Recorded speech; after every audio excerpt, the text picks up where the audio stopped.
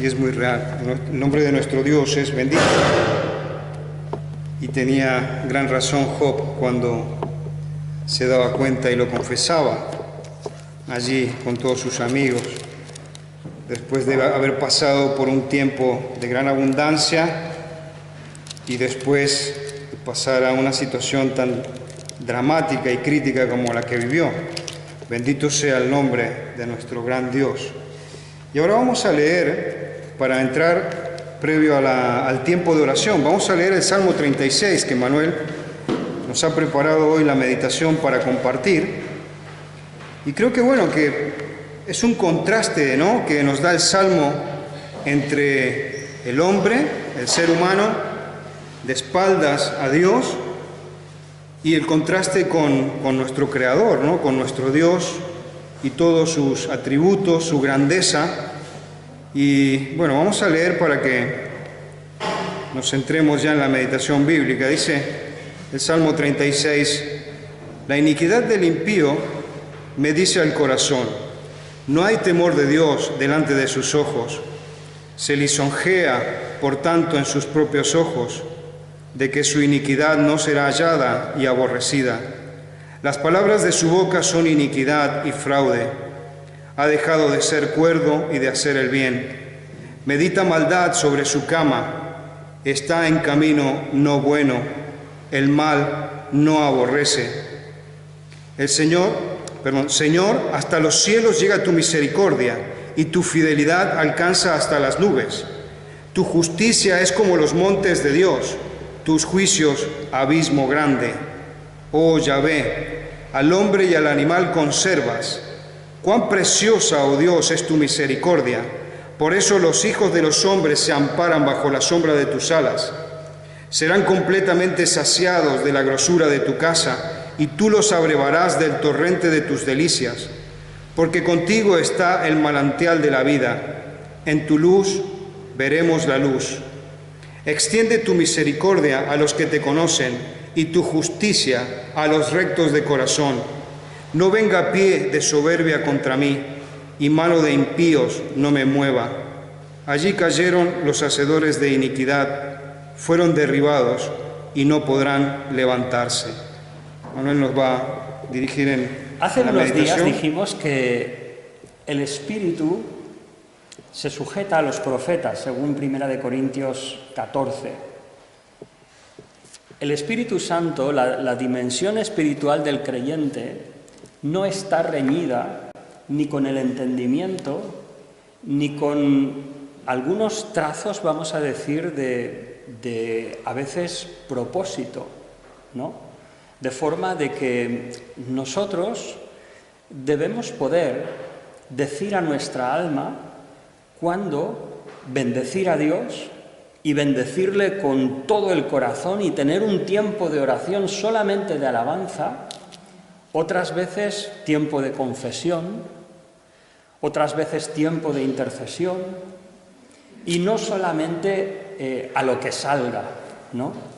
Es lo mismo que cuando estamos en familia, ¿no? Sea con tu esposa, tu marido o sea con tus hijos. Está bien que a lo mejor llegue un sábado y dice, mira, no tenemos nada planeado, vamos a salir de paseo, ¿no? Y otro día dices, mira, no tengo nada planeado, pero vamos a ir por aquí. Otro día, no tengo nada planeado, pero de vez en cuando pensar y decir, mira, este próximo sábado quiero hacer esto y lo otro. Y eso es muy provechoso.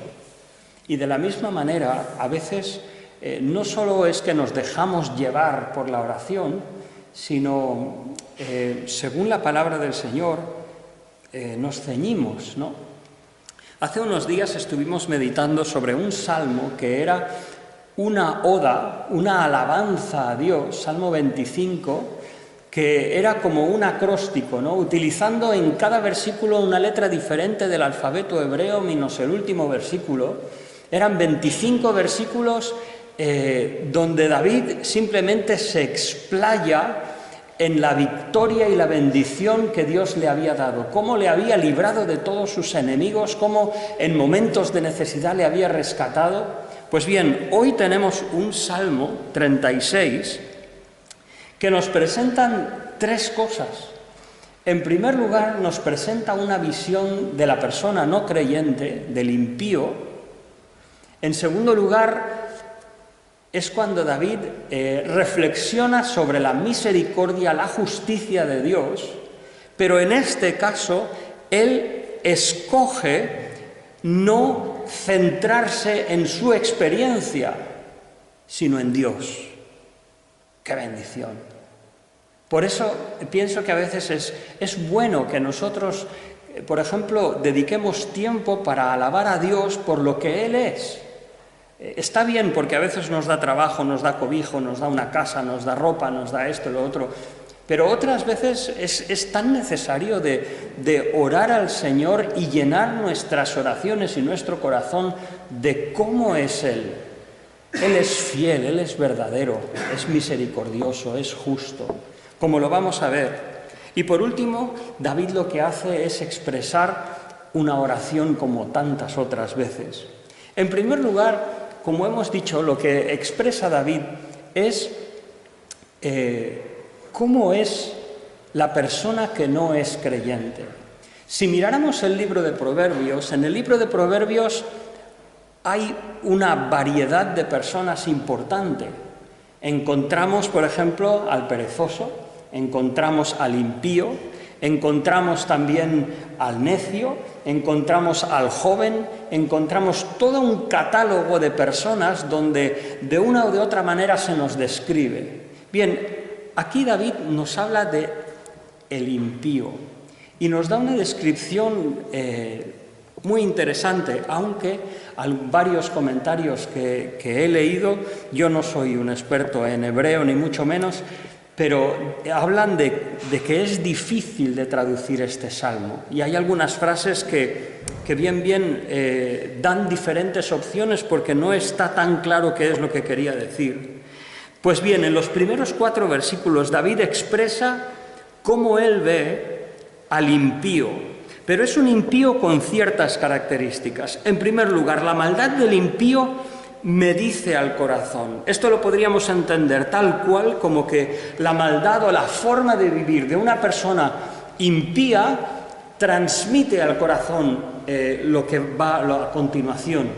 Otra forma de entender este versículo es que la maldad del impío está en medio del corazón, de su corazón.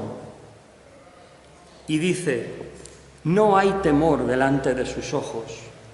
Lo primero que expresa de la persona impía es que no solamente es que peca por imitación o por seguir el impulso o el ánimo de otros, sino que, igual que Satanás cuando miente de sí mismo, pues esta persona impía, cuando peca, nace de su propia disposición.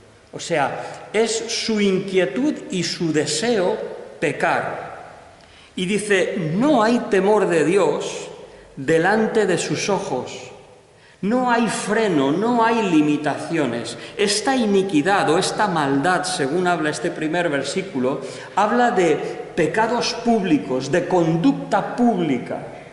Y qué cierto es que en el mundo, no todo el mundo está degenerado, no todo el mundo tiene la misma expresión tan impía, pero es cierto que en nuestra sociedad hay personas impías, cuya conducta se caracteriza porque dentro de su corazón brotan actitudes que no tienen ninguna restricción por tener en cuenta a Dios, sino que simplemente van absolutamente en contra de Él.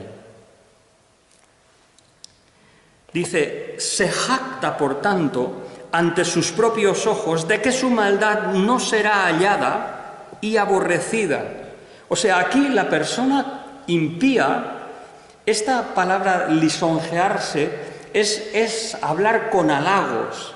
Y esta persona se halaga a sí misma de que puede controlar, o al menos eso le parece, que puede controlar su maldad. Que aunque de dentro no tiene ningún temor de Dios, pero el impío pretende que él controla y se halaga a sí mismo de que no, o sea, no soy del todo tan malo, ni se ve ni se muestra, ni va a llevar ninguna consecuencia la actitud que tengo de falta de temor de Dios. Dice, las palabras de su boca son iniquidad y fraude. Ha dejado de ser sensato o sabio y de hacer el bien. O sea, aunque intenta cubrir su verdadero ser con educación, por dentro, dice la Escritura, las palabras de su boca, iniquidad y fraude, es un falso reflejo de lo que hay en el corazón. Ha dejado su cordura, su sabiduría, su sentido común, diríamos, y ha dejado de hacer el bien. Ya no hace el bien a sus semejantes. Aún dice más, medita maldad sobre su cama y está en camino no bueno.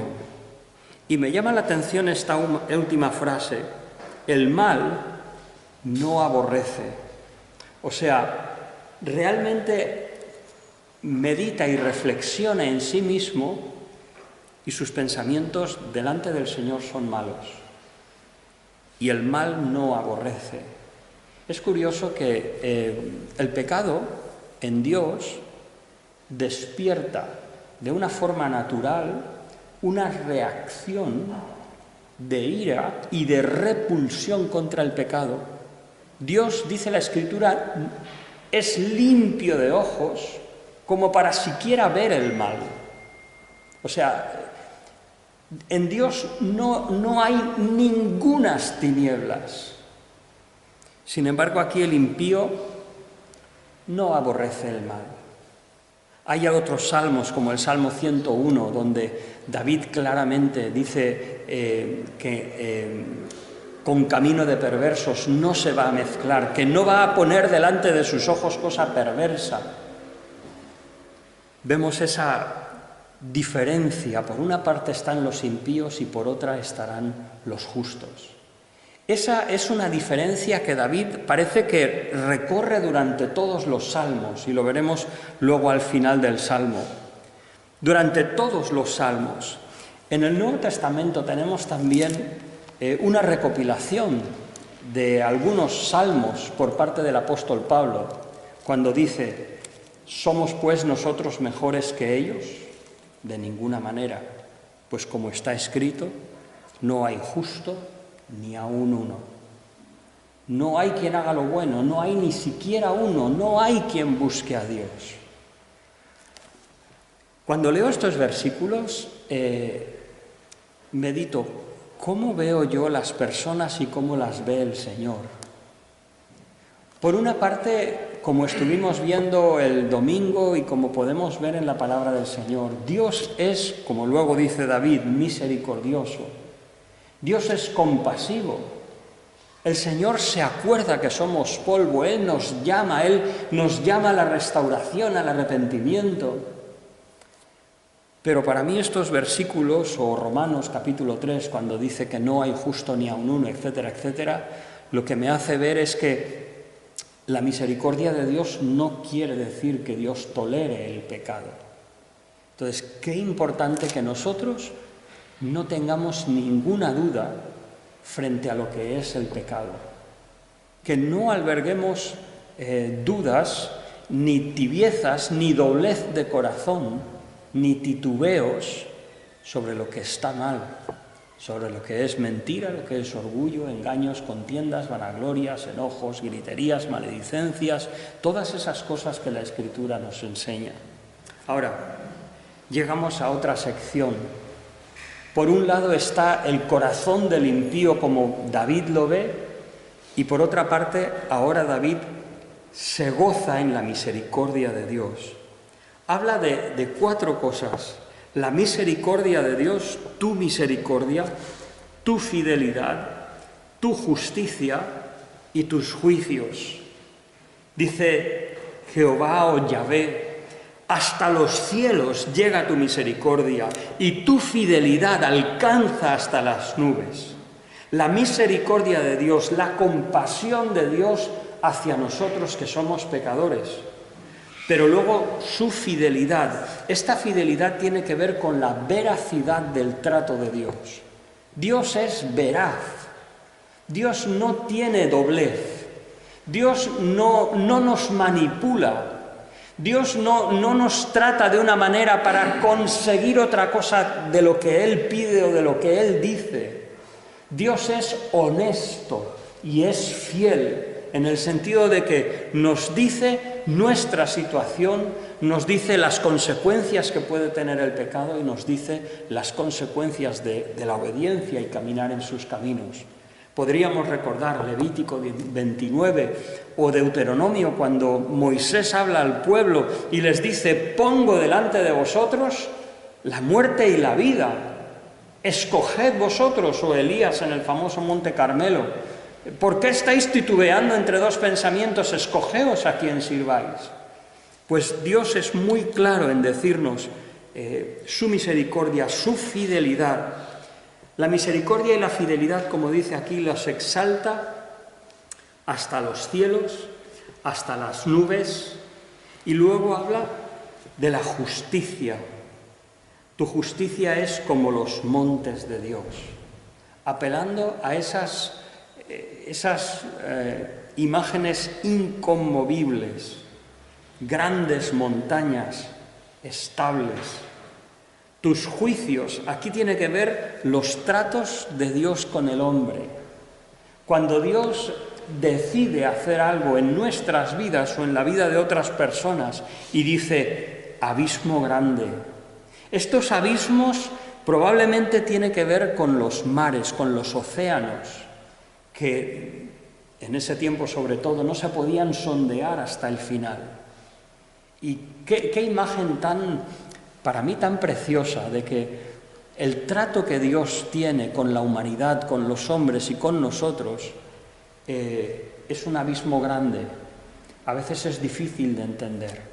No es sencillo, no es 2 y 2, 4, no es una cosa de niños. A veces tenemos que reflexionar: Señor, ¿por qué has permitido esto en mi vida? Recuerdo un hermano que estaba en el ministerio, dedicado al ministerio, lo dejó todo, dejó su buen trabajo, su buena posición, vendió su piso y se dedicó a estudiar la Escritura, y luego volvió de pastor, etcétera. Y tenían un hijo, no sé si todavía lo tienen, subnormal, profundo, que se decía, con una mentalidad de un niño de 2 años. Creo que alguna vez a lo mejor lo he referido. Cuando era en la adolescencia y el chico pues se llenaba de los arrebatos de un adolescente, en 2 ocasiones mandó a su hermana al hospital porque le pegó. Y él dice, no sé por qué Dios ha permitido esto. Porque el trato de Dios a veces no es fácil, no es sencillo. No podemos decir, como somos creyentes, no nos va a pasar nada.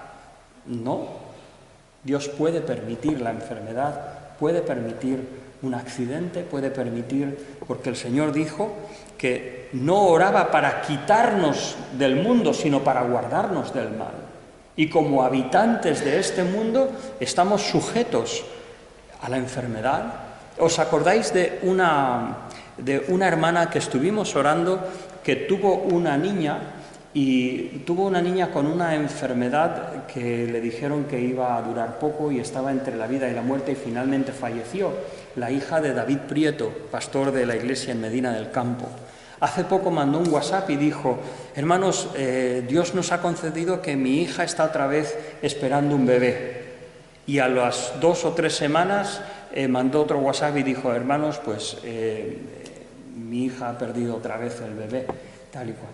Pues qué duro, qué difícil para una madre que está deseando tener un hijo. Entonces, a veces el trato de Dios con nosotros puede que no sea fácil, pero que eso no nuble nuestra visión exaltada de su misericordia y de su fidelidad con nosotros. Seguimos leyendo. Dice: oh Yahvé, al hombre y al animal conservas. ¿Qué versículo tan precioso, anunciándonos esos versículos que dice: en Colosenses capítulo 1, versículos 14, 15 y 16, de que el Señor sustenta todas las cosas con la palabra de su poder. Aquí David lo está diciendo, pero de otra manera. Señor, tu misericordia, tu justicia, tus juicios, al hombre y al animal conservas. Vuelve a repetir, cuán preciosa, oh Dios, es tu misericordia. Y dice, por eso los hijos de los hombres se amparan bajo las sombras de tus alas. Este adjetivo preciosa, cuán preciosa es tu misericordia, habla de un alto precio, un alto valor. Esa es la misericordia.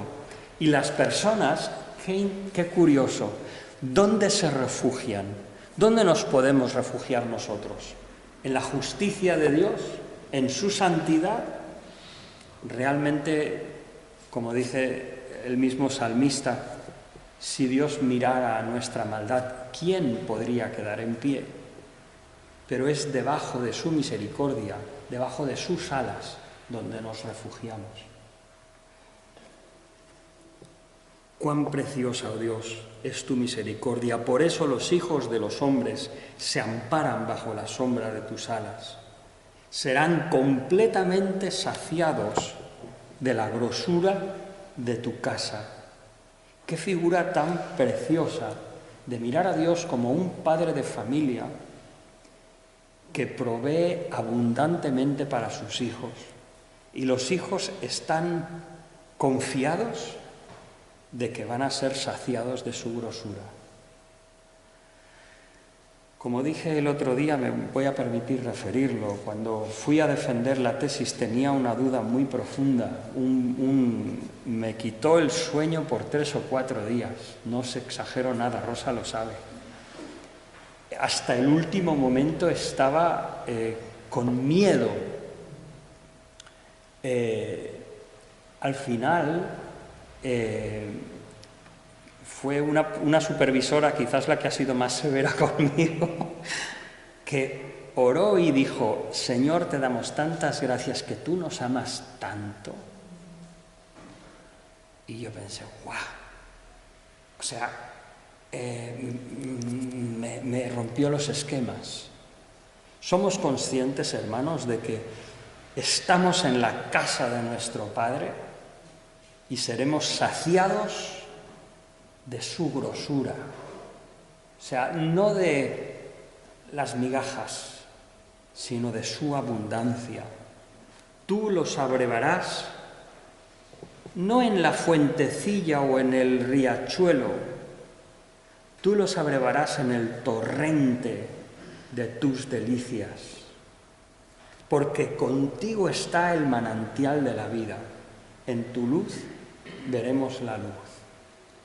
En otras ocasiones, otros salmos dirían, ¿a quién tengo yo en los cielos fuera de ti? Salmo 73. O sea, cómo el salmista en esta ocasión y Asaf en el Salmo 73 tienen a Dios como su fuente, como su seguridad, como su Padre. No buscan nada fuera de Él. Me acuerdo de este predicador famoso, John Piper, dijo una vez en una conferencia a los jóvenes, jóvenes, no os dejéis engañar como que tuvierais que salir de Dios para encontrar según qué satisfacciones o placeres. Nuestro mayor placer, nuestra mayor delicia, la plenitud de nuestra existencia está en el Señor.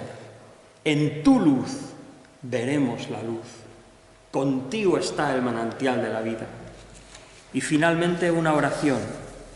Extiende tu misericordia a los que te conocen y tu justicia a los rectos de corazón. En esta oración lo que vemos es lo que vemos, y ya voy a terminar porque sé que esta tarde hay una reunión el grupo de consejería y eso a partir de las 9, así que no me voy a alargar más.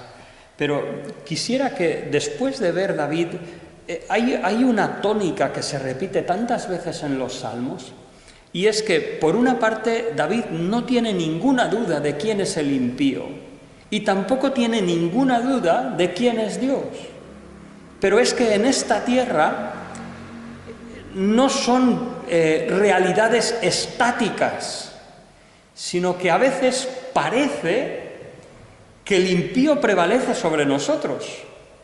A veces Dios puede permitir que estemos en angustia, en un pozo cenagoso. Dios permite que podamos estar en enfermedad o que estamos en vulnerabilidad. Y allí encontramos a David en diversos salmos orando, orando, orando. ¿Cómo llevamos esa tensión? Ahí estamos nosotros como seres humanos finitos y con una vista corta. Y a veces dudando, desanimados, tristes. Hermanos, tengamos claro, por una parte está el impío, por otra parte está la grandeza, la misericordia, los juicios de Dios.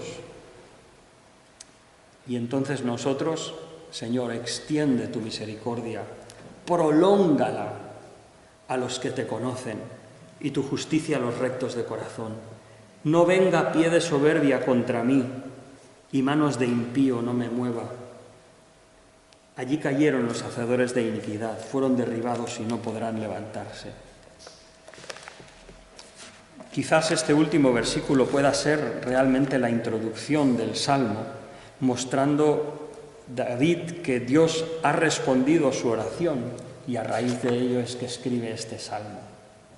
Pero, hermanos, si una cosa me gustaría que quedase de este Salmo, los Salmos son oraciones, a veces son difíciles de dividir en tres partes, de meditar enseñanzas, son pinceladas, son expresiones del alma en su oración a Dios. Si algo me gustaría que quedase en nuestros corazones es que en esta ocasión, cuando David habla de Dios y le alaba, no es principalmente por lo que le ha hecho a él, sino por su misericordia, por su justicia, por su bondad, por su abundancia, por su grosura, porque el deleite está en él, porque en él está la luz. Qué precioso y qué bueno que nosotros a veces también podamos orar con Dios en nuestra mente, sus atributos, su trato con nosotros. Que el Señor nos bendiga.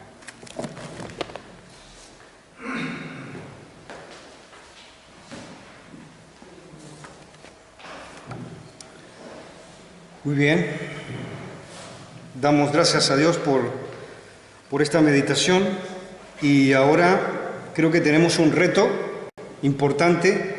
Invito a dos de nosotros que podamos reaccionar un poco a lo que nos compartía Manuel y que podamos hablar con nuestro Dios y expresarle un poco estas pistas que decía Manuel. ¿Quién es Él para nosotros? Y agradecerle y adorarle. Invito a que dos nos guíen en esta primera parte de la oración.